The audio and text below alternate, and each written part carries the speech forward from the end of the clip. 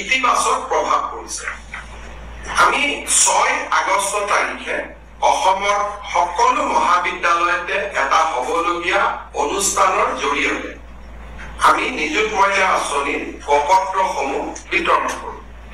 ছোৱালীসকলে প্ৰপত্ৰ বিতৰণ কৰি দিয়াৰ পিছত আঁচনিৰ ধন আমি অক্টোবৰ মাহৰ পৰা দিম আৰু বছৰত এইটো 10 মাহ পৰ্যন্ত হয়। 2 মাহ যেতিয়া কলেজ বন্ধ থাকে নিযুত মইনা আঁচনি নাপায়।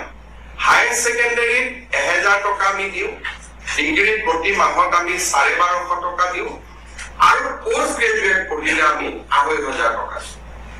আৰু এইটো অকল যোৱাবাৰলৈকে আমি ৰাজ্যিক বিশ্ববিদ্যালয়সমূহত আৰু ৰাজ্যিক কলেজসমূহতে দিছিল। এইবাৰ আঁচনিটো আমি সম্প্ৰসাৰণ কৰি আমাৰ 2খন চেন্ট্ৰেল ইউনিভাৰ্চিটি, তেজপুৰ ইউনিভাৰ্চিটি আৰু অসম বিশ্ববিদ্যালয় শিলচৰতো আমি এই আঁচনিটো দিয়াৰ বাবে সিদ্ধান্ত লৈছো।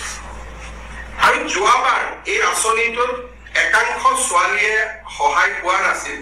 সেইটো হ'ল প্ৰাদেশিকৃত কলেজসমূহত আজিকালি কিছুমান সেল্ফ ফাইনেন্সিং কোৰ্স থাকে। সেল্ফ ফাইনেন্সিং কোৰ্সৰ ছোৱালীসমূহক যোৱাবাৰ আমি নিযুত মইনা আঁচনিটো দিয়া নাছিল। এইবাৰ আমি সেল্ফ ফাইনেন্সিং স্কিমতো পঢ়া ছোৱালীসকলকো এই আঁচনিটো আমি দিবৰ বাবে সিদ্ধান্ত লৈছো।